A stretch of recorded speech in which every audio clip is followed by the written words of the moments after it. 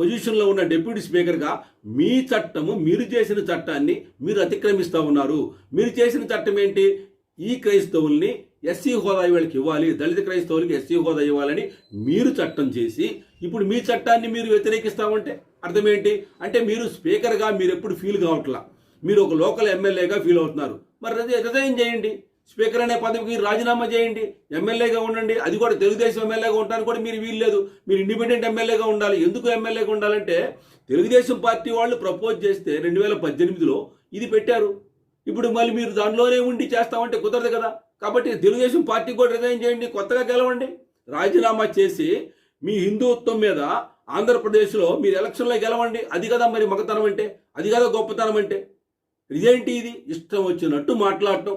దళిత క్రైస్తవులు అంటే మీ ఇష్టం, ఏ విధంగా మాట్లాడతారో.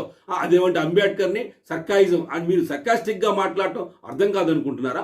మీరు మాట్లాడే ప్రతి మాటలో దళితులనే మాట వచ్చినప్పుడు మీ నోరు, మీ యొక్క హావభావం చూస్తే ఎంత ఘోరంగా ఉంటుంది. ఎందుకు ఇలాగ చేస్తూ ఉన్నారు మీరు? రాజ్యాంగ పదమైన